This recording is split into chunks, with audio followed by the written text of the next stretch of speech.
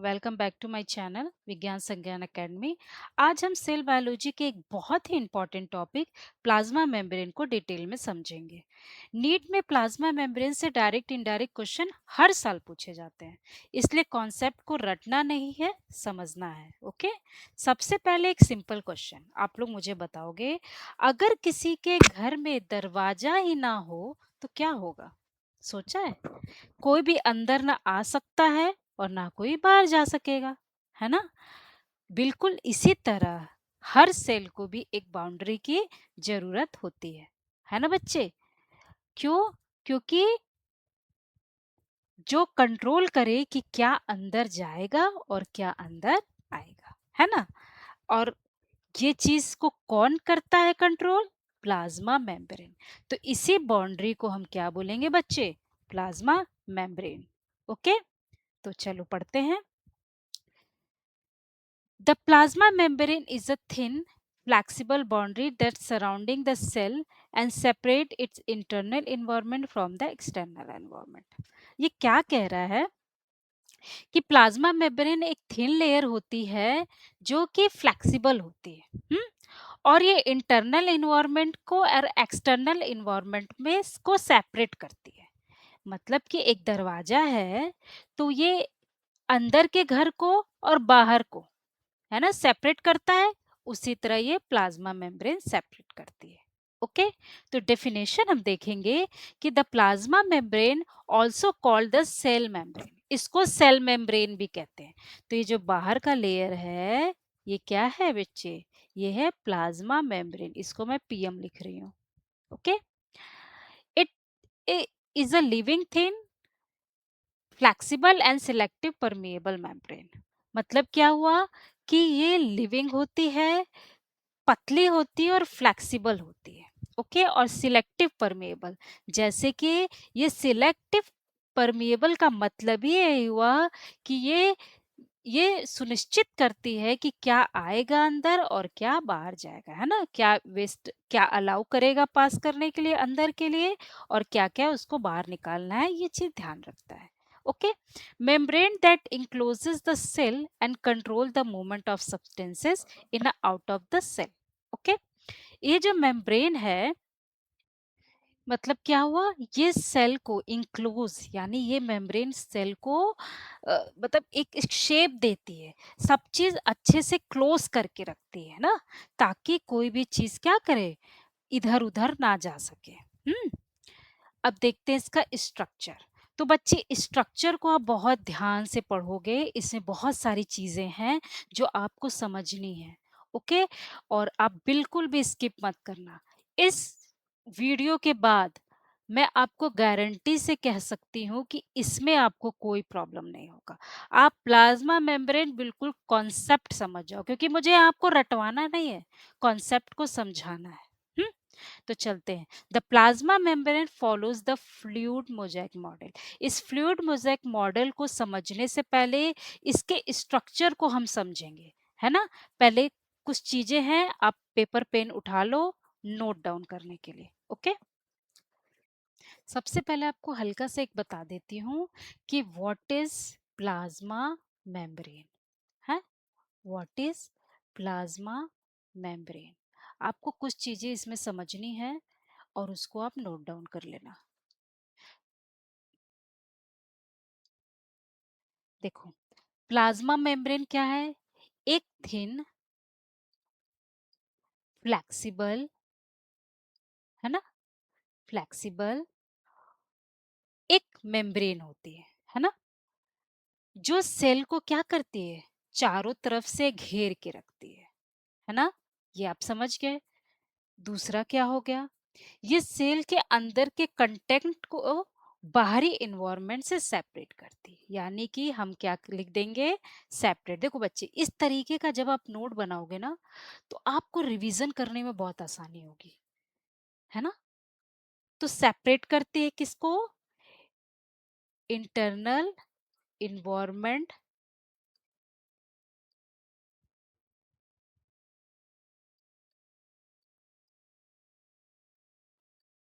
Plus external environment. ये आपको मैंने शॉर्ट में इसलिए लिखा दिया कि आपको ये चीज याद रहेगा। इसको आप अच्छे से अपने नोटबुक पे लिख सकते हो, पूरा लाइन। ये एक स्लाइड है छोटा सा, इसलिए मैं आपको इस तरह से लिख रही हूँ। आप इसको नोटबुक पे प्रॉपरली लिख सकते हो कि ये सेल के अंदर के कंटेंट को बाहरी इन्वायरमेंट से सेपरेट करती है। ठीक है। अब थर्ड, ये देखो बच्चे, प्लांट और एनिमल दोनों सेल में प्लाज्मा मेम्ब्रेन प्रेजेंट होती है। ये बहुत इंपॉर्टेंट चीज है ना। तो प्रेजेंट होगा both animal cell and plant cell. Okay. और चीज देखेंगे, प्लांट सेल में प्लाज्मा मेम्ब्रेन सेल वॉल के अंदर होती है। अभी देखो ये की पॉइंट है। अब प्लांट सेल की बात करेंगे तो इसमें जो प्लाज्मा मेम्ब्रेन होता है, पीएम लिख रही हूं, ये सपोज ये प्लांट सेल है, समझना इसको। ये हो गया इसका सेल वॉल। इसके अंदर होती है प्लाज्मा मेम्ब्रेन। ये हो गया पीएम। ठीक है। लेकिन अगर एनिमल सेल की बात करेंगे तो एनिमल सेल में सेल वॉल तो होता नहीं है। तो इसके सेल का जो बाहरी लेयर होता है ये किसका होता है? Plasma membrane. इसको सेल मेम्ब्रेन भी कहते हैं। ये है अंतर। ये जरूर से आपको याद रखना है। ठीक है। अब ये तो हमने देख लिया प्लाज्मा मेम्ब्रेन। अब हम सबसे इंपॉर्टेंट चीज देखेंगे, function. Okay. Function of plasma membrane.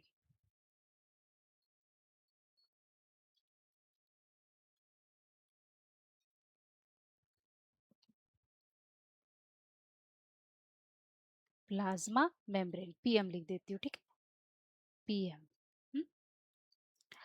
अब देखो, इसमें कुछ स्टेप है। इसको हम स्टेप वाइज पढ़ते जाएंगे तो चीजें समझ में आएंगी।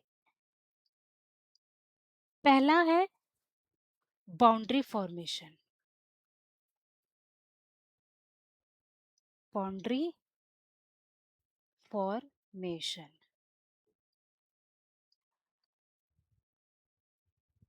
सबसे पहला काम है सेल को एक डेफिनेट शेप। अब ये जो बाउंड्री का फॉर्मेशन होता है, ऑब्वियसली प्लाज्मा मेम्ब्रेन का काम क्या होता है? बाउंड्री का फॉर्मेशन करना।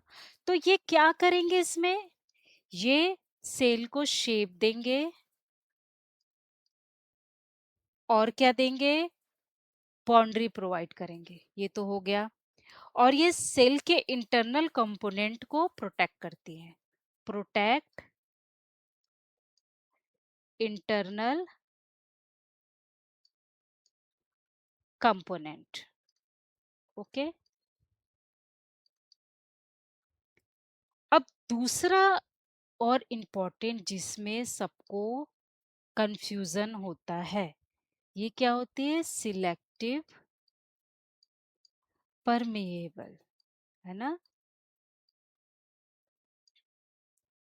सिलेक्टिव परमेएबिलिटी, ये इसका दूसरा काम हुआ। तो इसमें ये क्या करते हैं? ये प्लाज्मा मेम्ब्रेन की सबसे इंपॉर्टेंट प्रॉपर्टी है। ये होना बहुत जरूरी है ना। नहीं तो कोई भी कचरा बाहर जाएगा, कचरा अंदर आएगा। अब सिलेक्टिव परमेबल का मतलब क्या हुआ? कि हर चीज को अंदर या बाहर जाने की परमिशन नहीं मिलती। यानी कि परमिशन नहीं मिलती। किसकी? हर चीज की। हम्म। सिर्फ सेलेक्टेड सब्सटेंसी मेम्ब्रेन क्रॉस कर सकते हैं। ओके। ओनली selected substances से ही क्रॉस कर सकते हैं। ठीक है। Cross, only selected substances cross. अब ये मैं ऐसे ही लिख रही हूँ बच्चे, इसको आप अपने नोटबुक में अच्छे से लिखोगे। हम्म। अब तीसरा काम क्या है? अब देखो अब सिलेक्टिव सब्सटेंसेस ही क्रॉस कर सकती हैं, तो अब क्रॉस करेगा क्या? ये तो मैम आपने बता दिया कि सिलेक्टिव सब्सटेंसेस क्रॉस करेंगे, तो क्या क्रॉस करने मिलेगा इसको? ऑक्सीजन, कार्बन डाइऑक्साइड, हाँ, आसानी से पास करते हैं ना, अलाउ अलाउ करती हैं ऑक्सीजन, कार्बन डाइऑक्साइड। और क्या अलाउ नहीं करेंगे? जो बड़े मॉलिक्यूल्स होते हैं उनको स्पेशल ट्रांसपोर्ट की जरूरत है, अभी जस्ट हम पढ़ेंगे। वो चीज को वो जल्दी अलाउ नहीं करते हैं। हाँ, वो स्पेशल ट्रांसपोर्ट होता है तभी वो चीज अंदर आ पाती है। हम्म अब देखिए, इसके बाद आएगा ट्रांसपोर्ट ऑफ मटेरियल। हम्म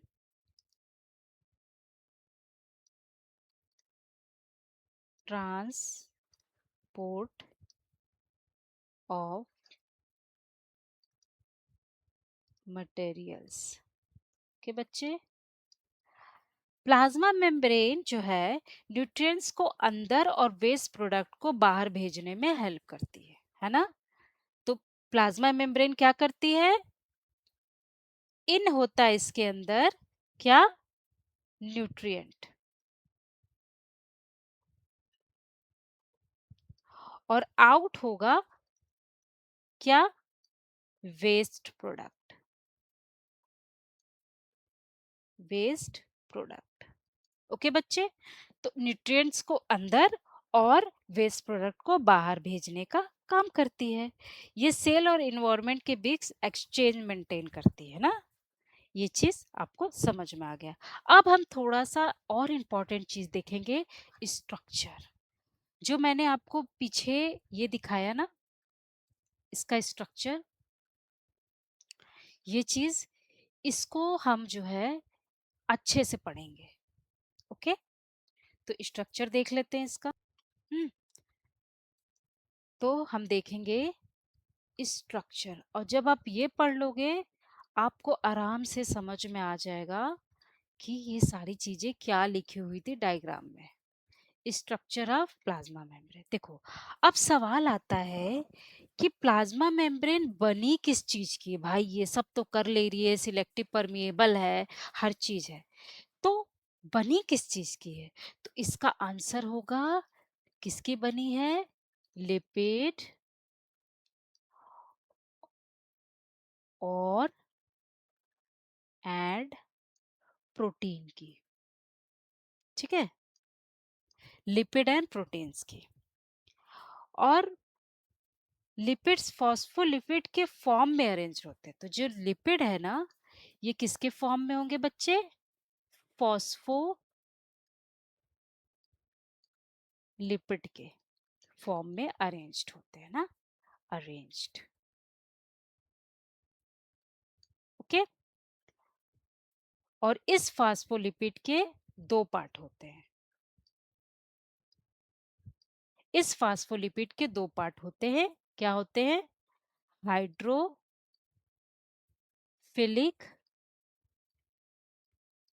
और दूसरा होगा हाइड्रोफोबिक।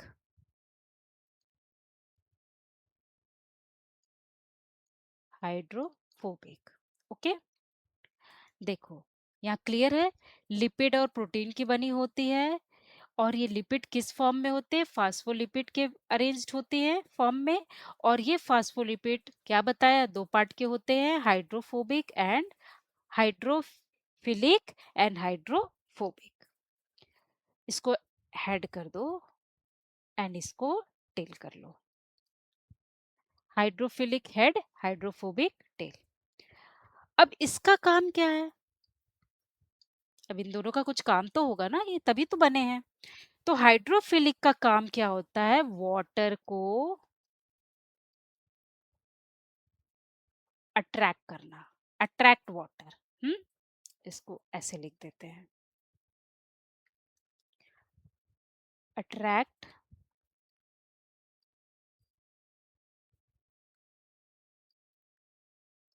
अट्रैक्ट वाटर, ठीक है।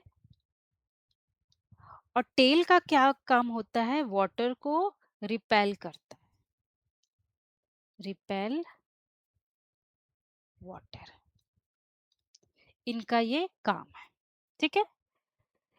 तो रिपेल करता है तो क्या होता है? इसी वजह से फास्फोलिपिड एक स्पेशल अरेंजमेंट बनाते हैं जिसे फास्फोलिपिड बाइलेयर कहते हैं। अभी जब स्ट्रक्चर दिखाऊंगी तो आपको समझ में आ जाएगा। बाइलेयर का मतलब होता है दो लेयर, है ना। अब एक लाइन आई थी, फ्लूइड मोज़ेक मॉडल, है ना, फ्लूइड मोज़ेक मॉडल। हम्म इसको देखो अब,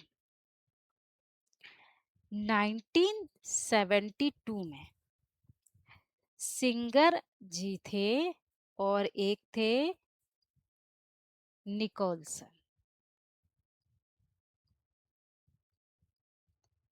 ठीक है।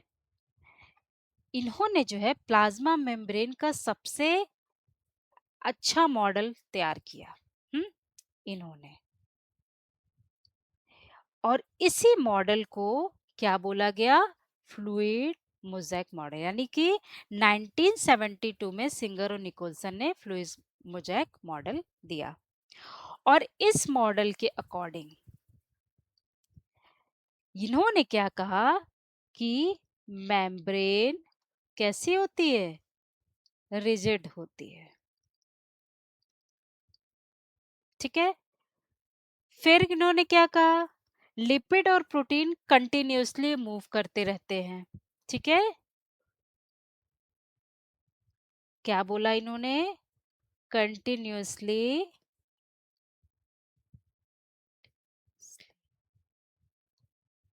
मूव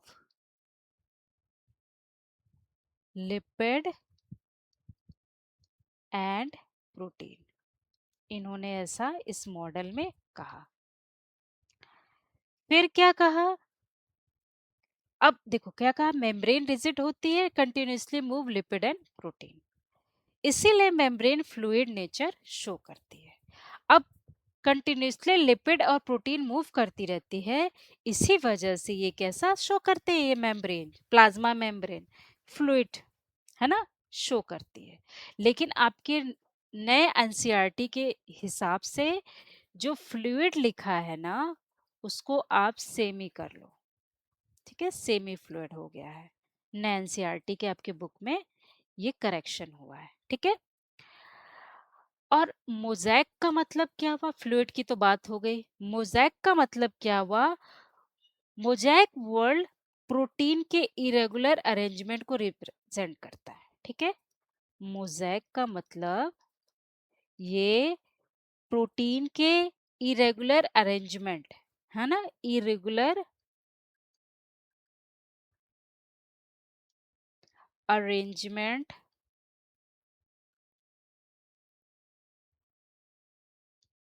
ऑफ प्रोटीन, यानी कि इरेगुलर अरेंजमेंट का जो प्रोटीन का अरेंजमेंट है उसको ये मोज़ेक क्या करता है? दर्शाता है। हम्म और देखिए नीट के फैक्ट में क्या आएगा? नीट हमेशा पूछता है कि फ्लूइड मोज़ेक मॉडल किसने प्रपोज किया, तो आप क्या बताओगे? सिंगर निकोलसन ने 1972 में, ठीक है। आई थिंक ये आपको बहुत अच्छे से समझ में आ गया, इसको प्लीज नोट डाउन कर लेना आप। ओके, अब चलते हैं अपने स्लाइड पे। देखो, ये अब आपको कुछ समझ में आ रहा होगा। ये क्या बता रहा है? फास्फोलिपिड बाइलेयर का होता है। हम्म फ्लूइड मोज़ेक मॉडल समझ में आ गया आपको। अब देखिए, प्रोटीन की बात करेंगे। जैसे कि मैंने बताया लिपिड और प्रोटीन का बना होता है, तो लिपिड बाइलेयर तो मैंने आपको समझा दिया। प्रोटीन के बने होते हैं तो इसमें क्या है? टाइप्स ऑफ प्रोटीन की बात करिए तो इंटीग्रल प्रोटीन होगा एक, हम्म और एक होगा पेरीफेरल प्रोटीन, ठीक। इंटीग्रल प्रोटीन का काम क्या होता है, ये मेम्ब्रेन के अंदर एम्बेडेड होते हैं। कौन? Integral protein. ये मेम्ब्रेन के अंदर एम्बेडेड होते हैं और ये मेम्ब्रेन के सरफेस पे प्रेजेंट होते हैं, यानी कि ये सरफेस पे रहते हैं और ये अंदर धसे रहते हैं। ओके, ये है प्रोटीन आपका। तो आप प्रोटीन का क्या बताओगे? इंटीग्रल प्रोटीन और पेरिफेरल प्रोटीन। ओके, हाइड्रोफोलिक हेड आपको बता दिया, वाटर को अट्रैक्ट करते हैं। Hydrophobic tell, repelled by water.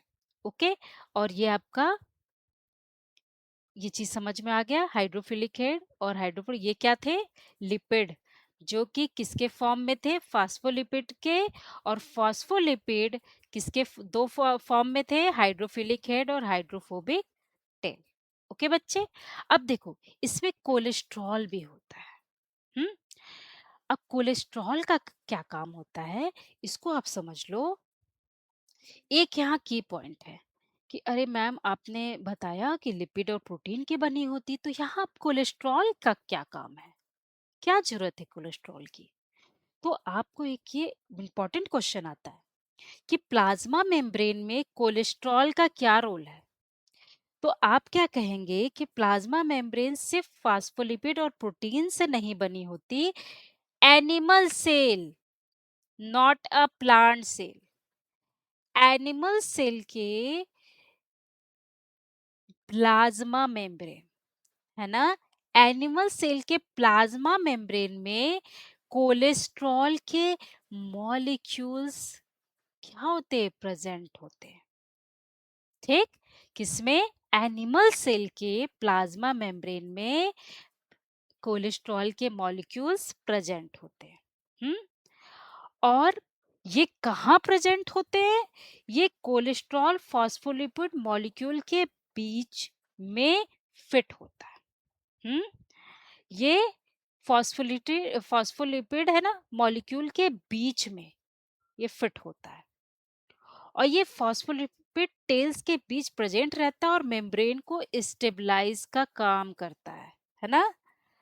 अब देखो, तो इनका काम क्या है? काम है कि अगर टेम्परेचर बहुत ज्यादा हो जाए तो मेम्ब्रेन बहुत फ्लूइड हो सकती है ना। अगर टेम्परेचर किसी का बढ़ जाता है तो मेम्ब्रेन और भी क्या हो सकती है? फ्लूइड हो सकती है। तो इस फ्लूइड ना हो, उसके लिए ये क्या करता है? कोलेस्ट्रॉल फॉस्फोलिपिड की मूवमेंट को कम करता है, कंट्रोल करता है और मेम्ब्रेन को फ्लूइड होने से बचाता है ना। फिर बहुत ज्यादा सख्त ना हो जाए, रिजिड ना हो जाए। अब टेम्परेचर जब डाउन होगा, है ना, तो मेम्ब्रेन हार्ड भी हो सकती है ना, मेम्ब्रेन हार्ड हो सकती है। तो मेम्ब्रेन हार्ड ना हो, उसके लिए क्या करता है? कोलेस्ट्रॉल फॉस्फोलिपिड को टाइटली पैक होने से भी बचाता है, रोकता है। इसलिए मेम्ब्रेन जो है क्या होती है? फ्लेक्सिबल बनी रहती है। सोचो कि कितना इंपॉर्टेंट काम कर रहा है ये। लेकिन ये कहाँ है? किसके कहाँ प्रेजेंट है? एनिमल सेल के प्लाज्मा मेम्ब्रेन। ओके, और फिर ये क्या करता है? स्टेबिलिटी प्रोवाइड करता है और बहुत ज्यादा परमेबिलिटी ना हो जाए, इसको भी कंट्रोल करता है। ठीक है बच्चे, तो ये इसका स्ट्रक्चर था पूरी तरह से। आई थिंक आपको ये समझ में आ गया। अब देखो, इतना मैंने जब अच्छे से बता दिया तो आप फंक्शन यू कर लोगे। It act as a protective barrier, preventing the entry of harmful substance and pathogens. Absolutely. Transport, it regulates the movement of substances into or out of the cell through diffusion, osmosis, active transfer, endocytosis या exocytosis। देखो, ये important चीज है, ये मैं आपको आगे बहुत अच्छे से बता दूंगी। तो वहां आपको, क्योंकि इसका ट्रांसपोर्ट हमें पढ़ना होगा ना, कि सिलेक्टिव परमेएबल है तो ये क्या चीज अलाउ कर रही है, कैसे कैसे चीजें इसमें हो रही है, हम आगे जानेंगे। Communication, it has a receptor protein that receive chemical signals from outside the cell and help in cell communication. Okay, structure support देता है, it maintain the shape of the cell and holds the cell together. Site of reaction, many important biochemical reaction occur on the membrane. Okay, सारी चीजें आपको आगे clear हो जाएंगी। अब देखो, अलाउड टू पास, ये क्या पास करता है? Oxygen, carbon dioxide, water and small molecule. और क्या नहीं पास होने देता है? Large molecules, protein, polysaccharides, ions in some cases. Okay. अब प्रोटेक्शन एंड ट्रांसपोर्ट का काम। The membrane protects the cell from mechanical damage and harmful chemicals and pathogen. जैसे मैंने क्या बताया, एक डोर है, वो आपको ठंडी, बरसात, आंधी तूफान से बचाता है ना, तो उसी तरह ये मेम्ब्रेन क्या है, सेल को बाहर के हार्मफुल और डैमेज होने से बचाता है, पैथोजन से भी बचाने में मदद करता है। ट्रांसपोर्ट हम अगले स्लाइड में पढ़ेंगे, जैसे कि डिफ्यूजन, किस तरह से इस सेल का जो प्लाज्मा मेम्ब्रेन है, किस तरह से प्लाज्मा मेम्ब्रेन के थ्रू ट्रांसपोर्ट होता है। अब ये बाहर की दीवार है ना, तो इसमें सब चीज कैसे ट्रांसपोर्ट होगा, अंदर आएगी, कुछ चीजें बाहर जाएगी, तो ये सारी चीजें हम अच्छे से पढ़ेंगे। ऑस्मोसिस होगा, active transport, endocytosis and exocytosis, ये हम नेक्स्ट स्लाइड में पढ़ेंगे। इसीलिए मैं कह रही हूँ, आप प्लीज इसको सब्सक्राइब करो, ताकि आपको मैं जब नेक्स्ट वीडियो डालूंगी तो आपको टाइम पे मिल जाएगा। ओके बच्चे, आपको वीडियो अच्छी लगी हो तो प्लीज सब्सक्राइब करना। Thank you.